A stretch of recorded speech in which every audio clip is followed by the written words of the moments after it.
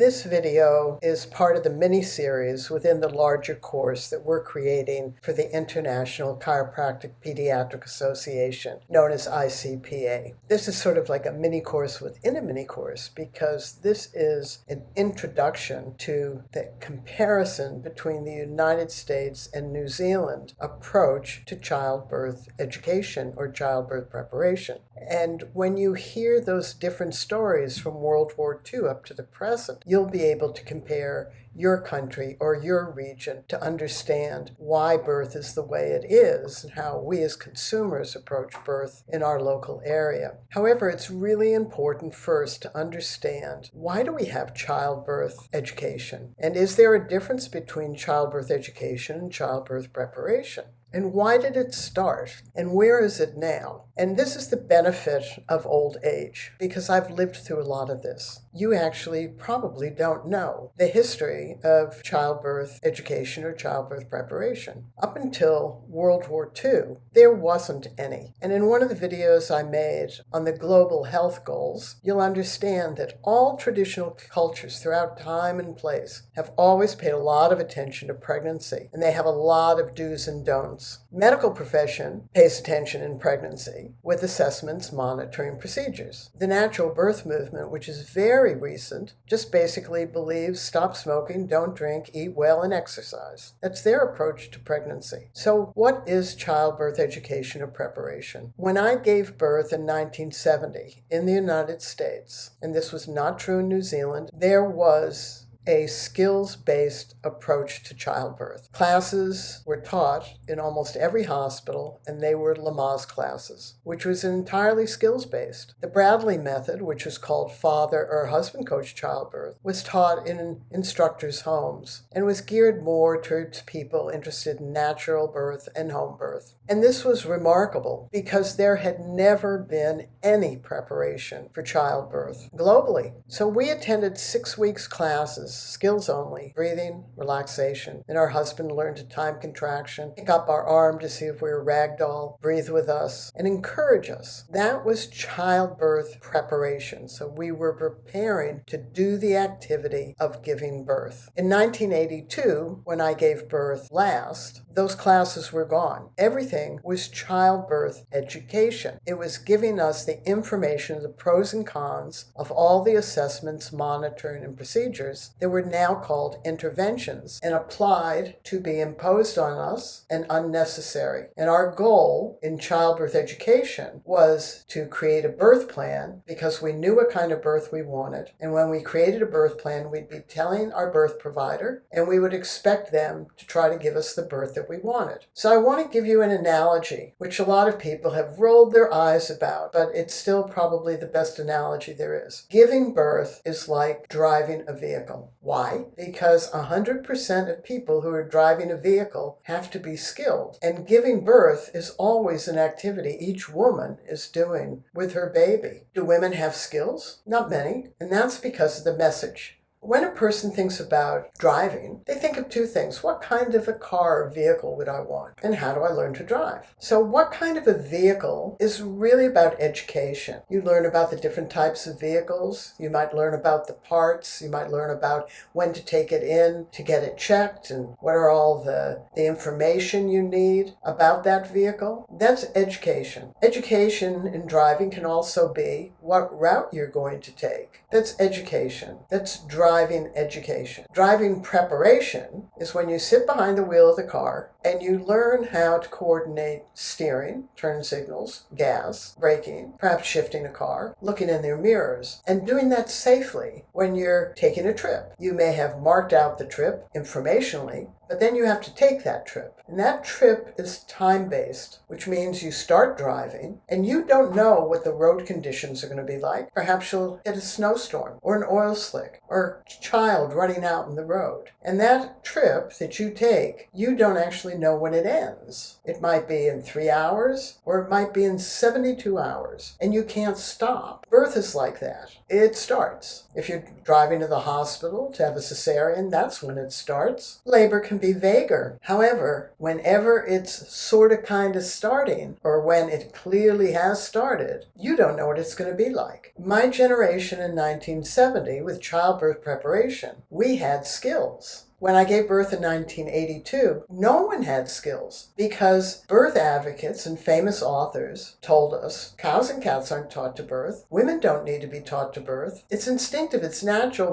We've always done it. We know how to do it. We just once again need to be left alone to discover birth. And our husbands should no longer be coaching or helping us. They should merely be supporting our choices. And so when we look at childbirth preparation and we look at childbirth education, neither of them are right or wrong. They sort of go together, don't they? It's great to have choices, which we lacked in 1970. But it's great that we have skills, which we all lack now. So in the 70s, I and hundreds of families I worked with brought forth a concept because the early skills-based methods were only geared to low-risk women and not to all of us. And they had 3 goals, which was natural birth, pain-free labor without medical care. And this brings us to understanding childbirth preparation and childbirth education from the viewpoint of the global childbirth goals that have existed throughout time and still exist today, even though we're not particularly conscious of them. The first goal is live mother. Women want to survive birth, and the likelihood is they will. Interestingly, until the 1980s, a live baby wasn't part of that global childbirth goal because throughout time, cultures knew that babies died in birth. They just didn't want a mother to die. And they knew that children under the age of 5, 20% would die prior to modern medicine. So live mother is the most important thing. And can childbirth education or preparation impact that? Well, the Webster technique and ICPA, that's part of their goal in some way, isn't it? To balance the pelvis and to balance the nervous system.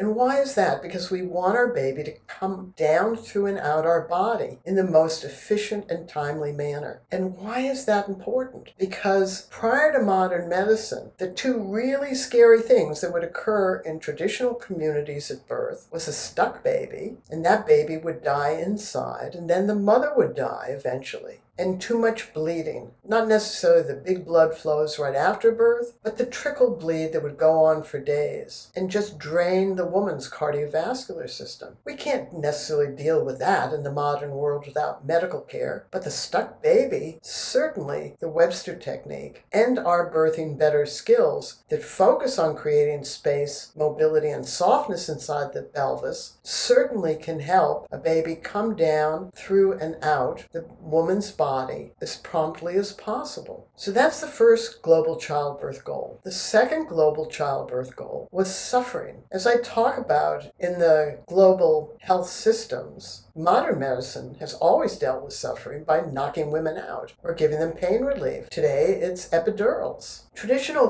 cultures accepted suffering because life was hard. It didn't mean people suffered all the time, but they worked hard and they accepted suffering. Life was hard a lot of times. The natural birth movement didn't believe that women suffered because Grantley Dick Reed, Childbirth Without Fear, and to today it promoted that if you aren't afraid of birth, you really won't experience pain. The third global childbirth goal was recovery of the mother and the baby, short, medium, and long term. The Webster technique, ICPA, and Birthing Better in their body work skills, the former done by a professional on you, and the latter done in the privacy of your own home and created mainly by fathers who knew that their wives didn't want to have long, exhausting labors and might want to avoid a cesarean for a long labor or a stuck baby. They just looked at a woman's body and said, big object in a container, can't change the object, let's change the container. And so they developed the Birthing Better body skills, which create space side to side, front to back, softening inside, including softening inside all of the birth canal, so that this big object can come down through and out the body without damaging it. How many women's bodies are damaged? And I can tell you a lot of them. And ICPA members know this. You work with them. Even the women who have had the most natural births might pee when they cough or laugh or run.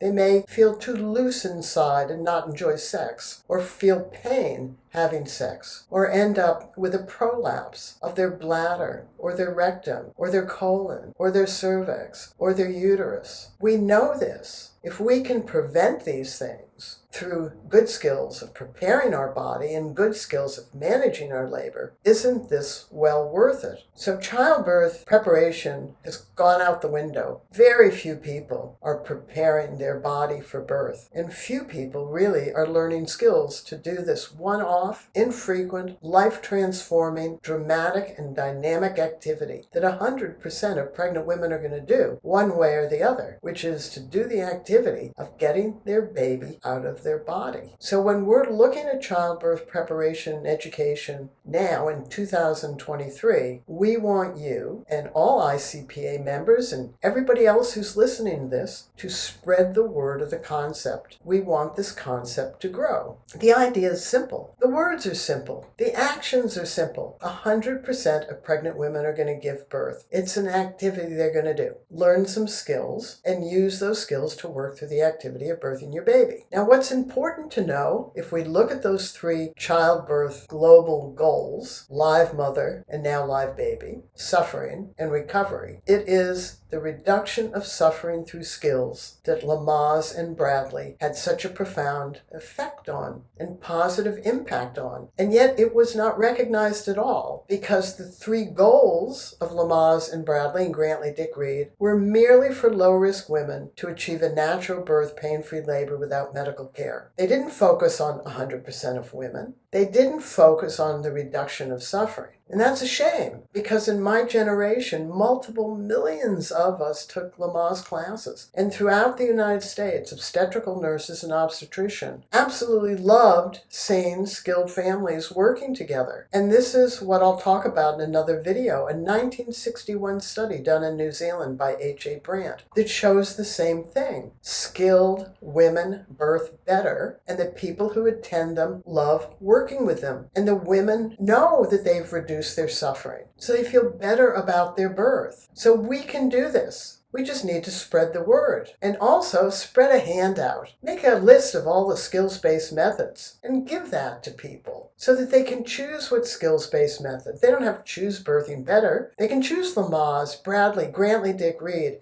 hypnobirthing, hypnobaby, birthing within, calm birth, or any other skills-based method. We just need to grow a self-learning, skilled birthing population. And we need childbirth preparation and education to come together with a greater focus on the preparation part. Because here's the reality. It's nice if you have choices in childbirth. The majority of women don't. It's nice if your choices unfold the way you wanted them, but the majority of them don't. And it's nice if you get all the choices you want, but the majority of women don't. And therefore, what are we left with? We still have to do the activity of birthing our baby. And so we can do that activity better when we are skilled.